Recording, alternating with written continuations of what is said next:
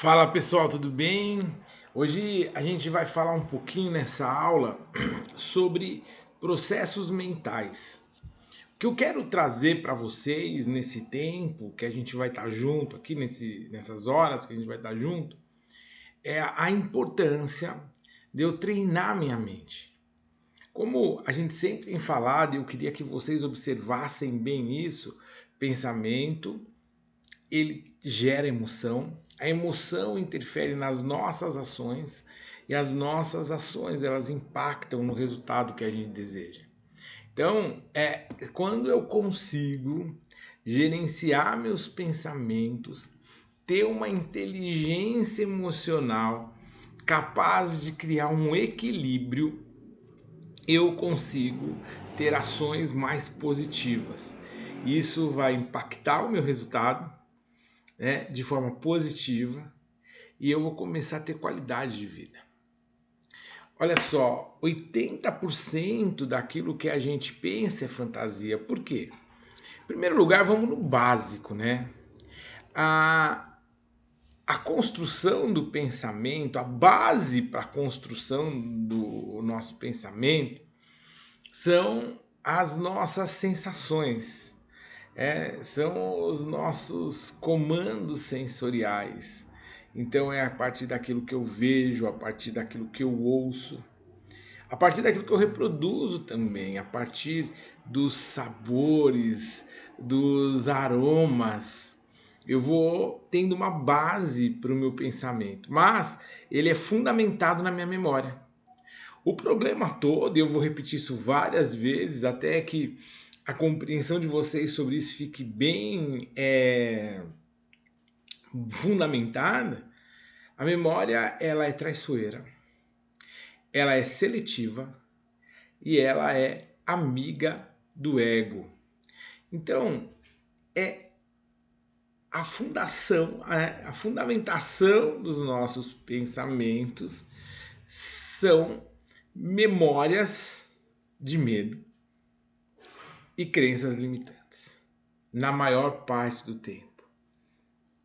Aspectos fantasiosos da realidade. Por isso que 80% do que a gente pensa é fantasia. Além disso, muito do que a gente pensa está às vezes pautado no pensamento alheio, naquilo que os outros estão pensando, naquilo que os outros estão pretendendo, naquilo que nós imaginamos que os outros pensam ou desejam de nós. E aí a gente vai construir a partir disso um pensamento que vai gerar uma emoção.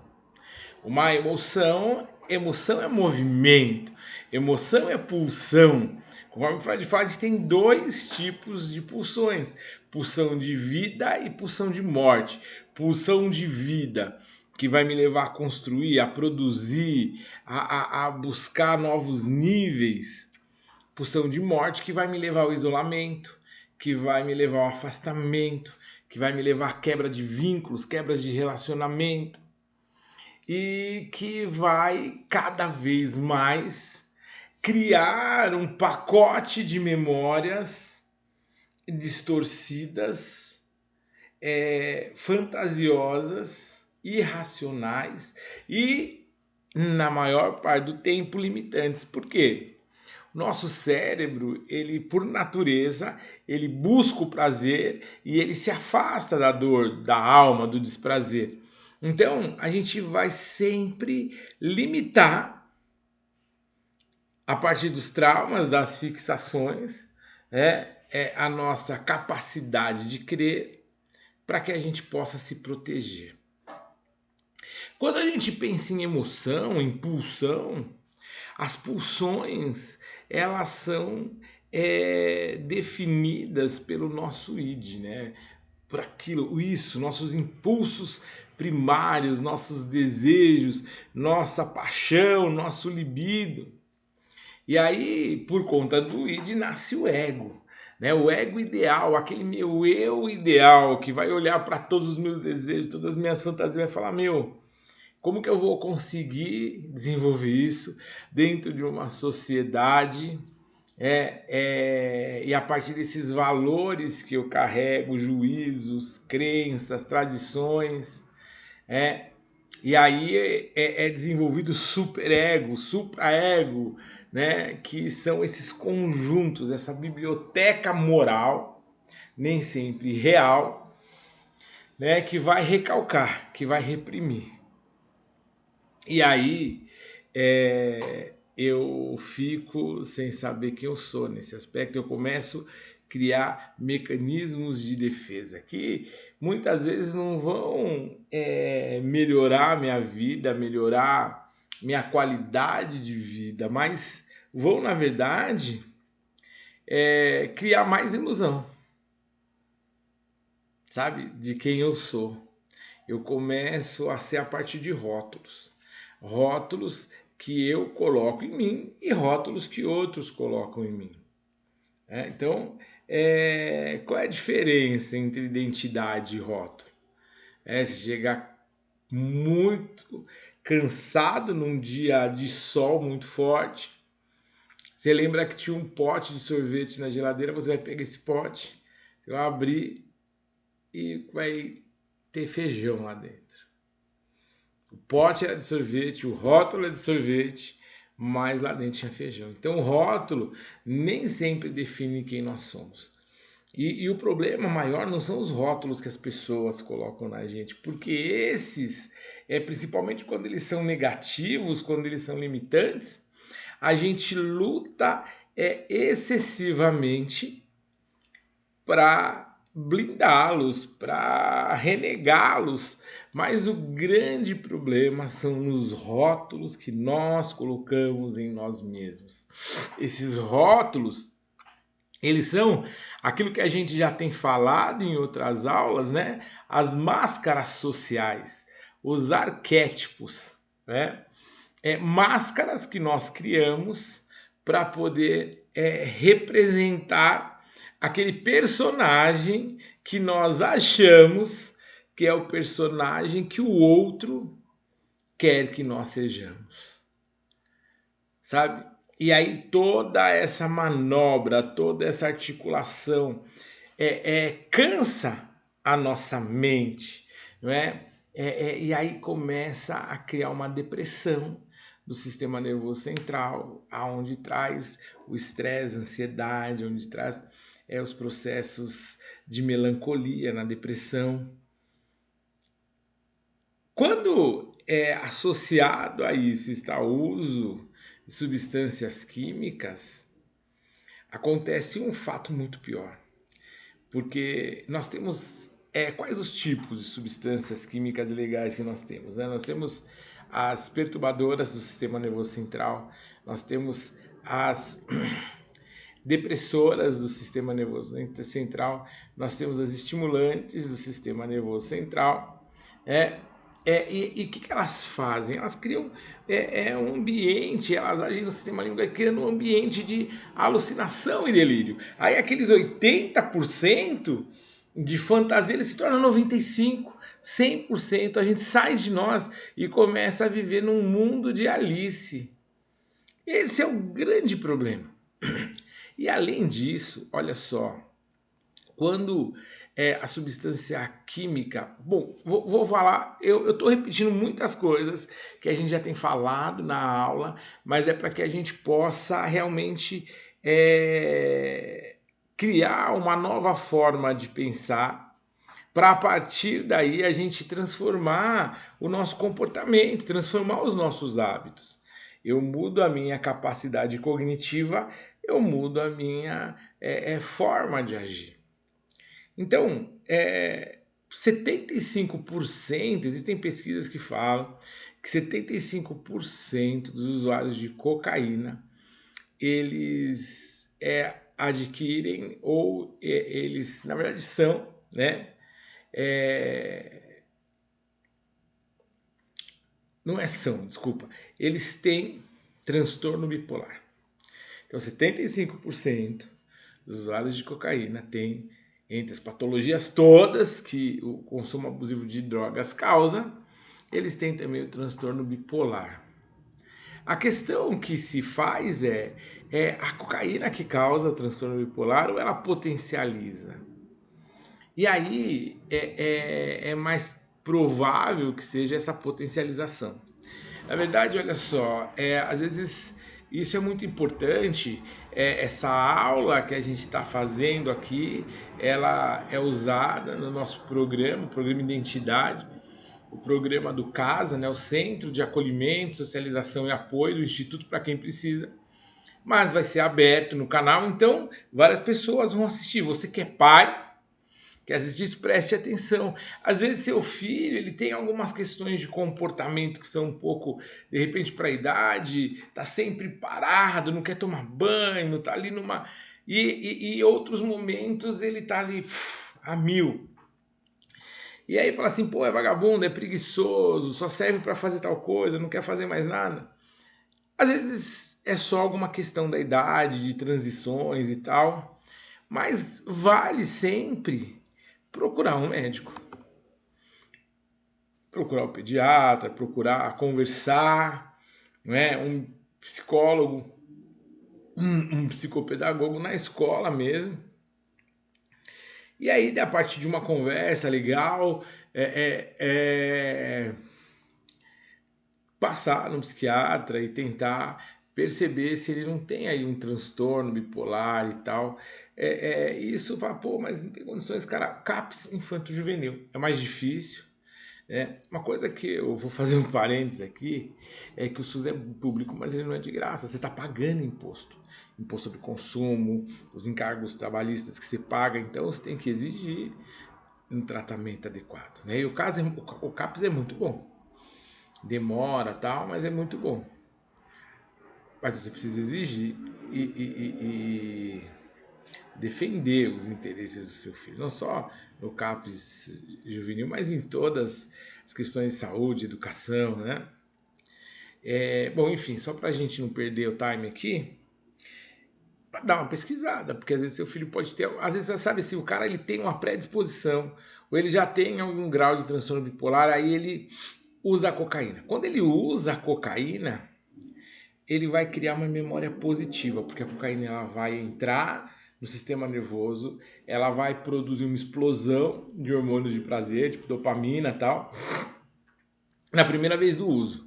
O resto é só para suprir a crise de abstinência. Só que nessa primeira vez cria um raio de uma memória positiva aqui e o cara vai sempre querer buscar, porque ele vai entender aquilo como um remédio, que na fato não é.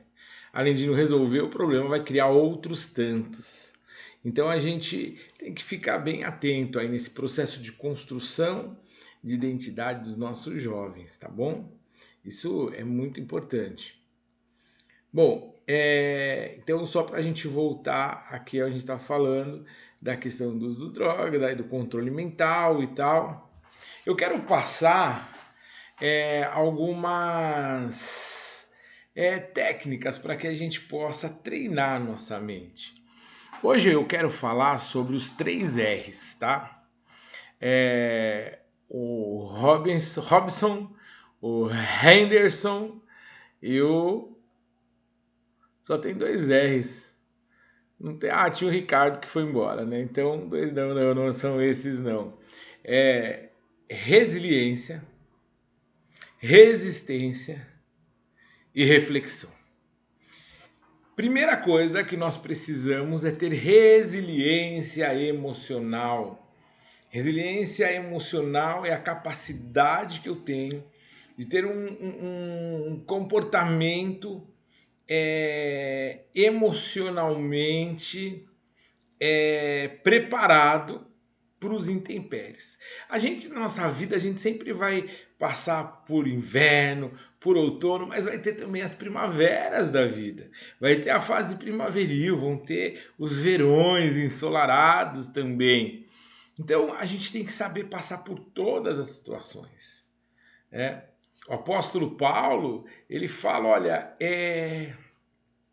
eu posso todas as coisas naquele que me fortalece. Eu uso muito a Bíblia, vocês sabem disso, como um livro de comportamento. O apóstolo Paulo, quando ele fala isso, olha, eu posso todas as coisas naquele que me fortalece, ele está falando que ele pode, a partir de um pleno entendimento de Deus, suportar emocionalmente todas as situações, criar uma inteligência emocional que cria uma resiliência.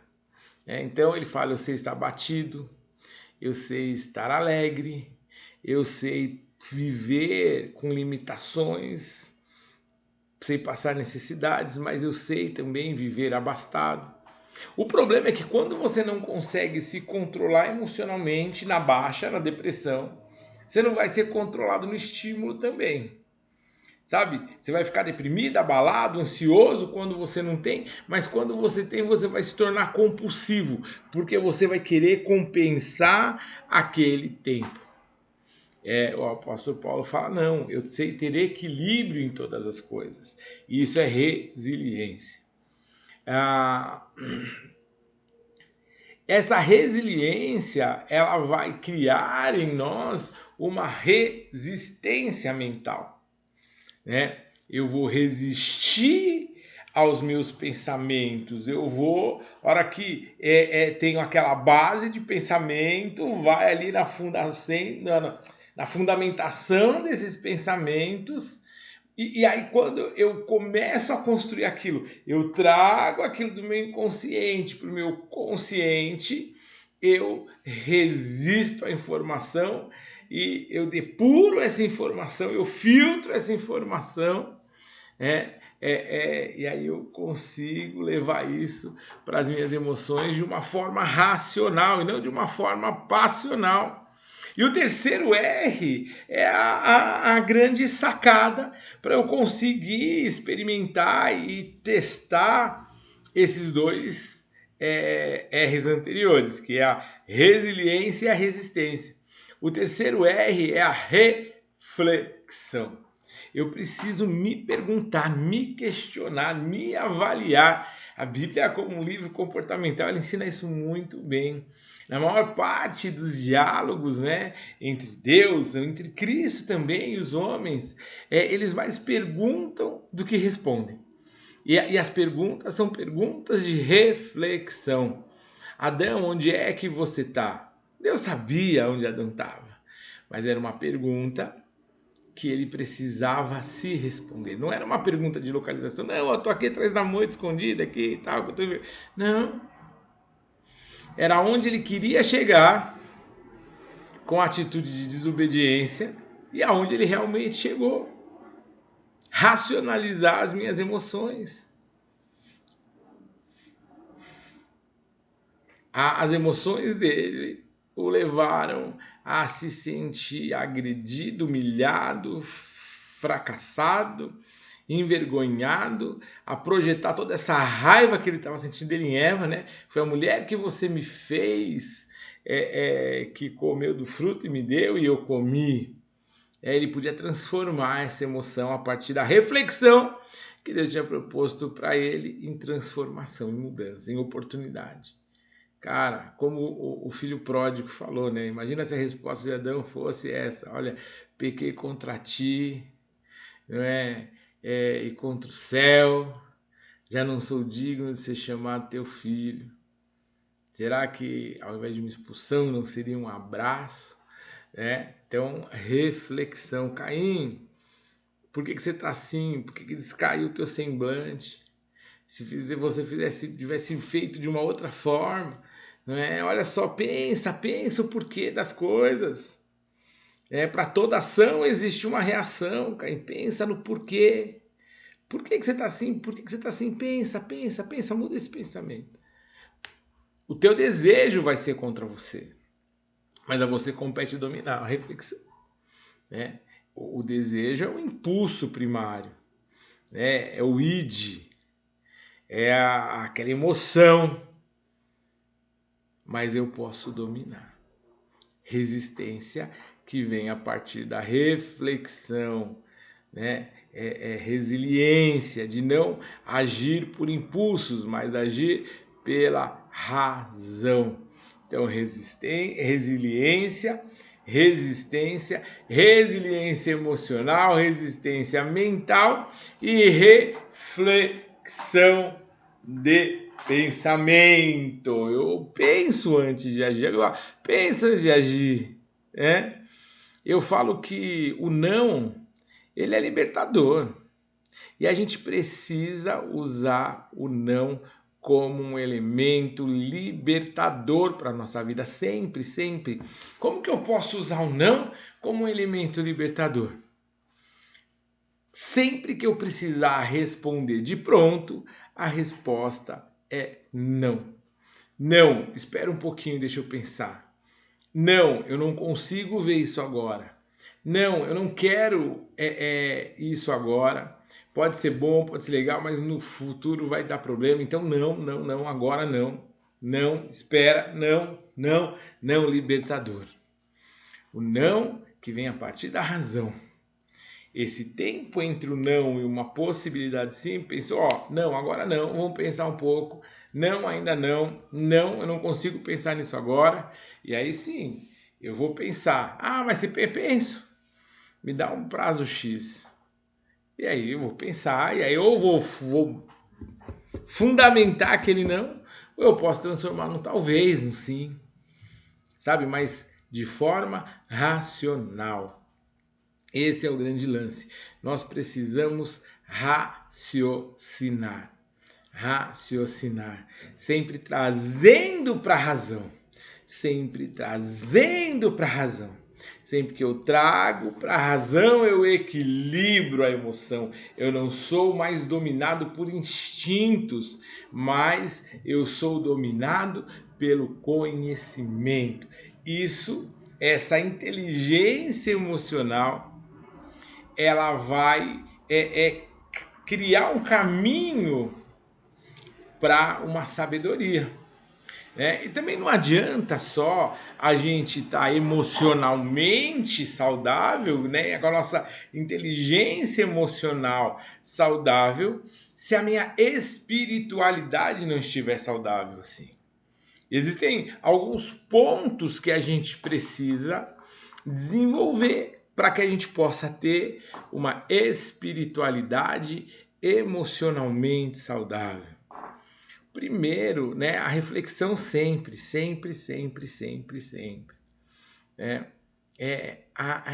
Olha só, primeira coisa que a gente tem que entender é que espiritualidade e mentalidade, elas andam juntas. João Batista, né, os evangelhos falam que ele chegou na cidade, ele estava no deserto, ele chegou na cidade e ele estabelece ali com uma frase o ministério do Cordeiro. Ele fala, olha, arrependei-vos porque o reino dos céus chegou. Uma frase muito espiritual, não é? Mas ali no grego, na tradução ali, quando a gente vai, a palavra é metanoia. Metanoia é transformação de mente. Transforma sua mente porque você está tocando o reino dos céus. É isso que a frase diz lá no grego. Na verdade, ela está em primeira pessoa, até quando eu toco o reino dos céus, não há como minha mente ser transformada. Então, quando eu transcendo espiritualmente, a minha mente vai ser transformada. A oração é muito importante, sabe? A gente orar, quando a gente ora, quando a gente clama, quando a gente suplica a Deus, a gente também está fazendo um exercício de cura pela fala. Eu estou trazendo para fora, trazendo à luz aquilo que está oculto para que eu seja curado. A meditação também é muito importante. Meditação contemplativa, né? Eu fechar o olho, ou eu olhar para a natureza, focar num ponto, respirar com tranquilidade, sabe? Aquele famoso. Eu costumo falar, né? Os meninos que estão ouvindo a aula, os mais antigos já conhecem essa expressão: cheira a flor, sopra a vela. Cheira a flor, sopra a vela. Oxigenar o cérebro. A meditação ela é muito importante. sabe? A gente buscar o autoconhecimento. É impossível eu conhecer Deus sem eu me conhecer, e é impossível eu me conhecer sem eu conhecer a Deus, o autor, o criador, o consumador da vida. Percebe? Então, eu queria que vocês pensassem sobre isso, né? Eu vou deixar um filme para vocês assistirem, Mentes Brilhantes, né? Não, Mente Brilhante, desculpa. Para que vocês possam ver um médico, né? Mente Brilhante, acho que é isso. Depois eu vou colocar aqui na descrição, mas um médico que ele era esquizofrênico. É isso? Acho que é isso a história. Me confunde um pouco. Mas ele tinha esquizofrenia e assim, ele se formou, ele se graduou, ele fez doutorado e tal. Ele conseguiu dominar a mente dele. Sabe, a gente precisa aprender a falar não. A gente precisa aprender a pesar as coisas, colocar na balança as coisas. Perceber aonde o esforço, aonde a dedicação, aonde a frustração muitas vezes nos ensina e nos faz crescer. Aonde o medo, aonde o desconforto, aonde o isolamento nos faz cair. Sabe? Eu queria que vocês pensassem sobre isso na aula de hoje. A gente vai encerrar essa parte de vídeo. Eu vou propor agora um grupo de bate-papo para que vocês possam conversar entre vocês, né? A gente vai ter o pessoal como moderadores, o pastor Jeff, o pastor Kamitani. Se você estiver na sua casa, tiver com alguém, bate um papo sobre aquilo que eu vou falar agora, senão escreve um diário. Começa a falar sobre o que fez sentido e o que não fez. Aquilo que você pensou sobre você durante esses 15 minutos de aula.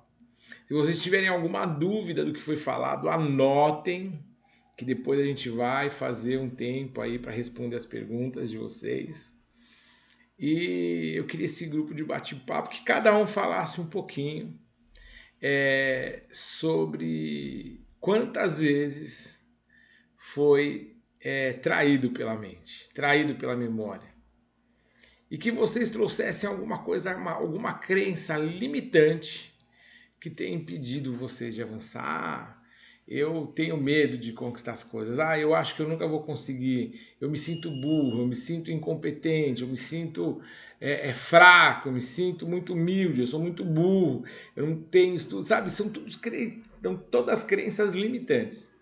Eu queria que vocês falassem sobre elas e que um encorajasse o outro aí em situações que conseguiram vencer isso, né? Queria que vocês fizessem um tempo de pelo menos uns 15 minutos de meditação, fechar os olhos, respirar fundo, esquecer de tudo, relaxar esses 15 minutos, depois um tempo de oração. Tá bom? Então essa aí é a tarefa de hoje, minha tarefa de hoje para vocês. Sei que deve ter algum voluntário, algum professor, né? O pastor Jeff, pastor Kamitani também estão com algumas atividades aí para vocês. E é isso, um beijo.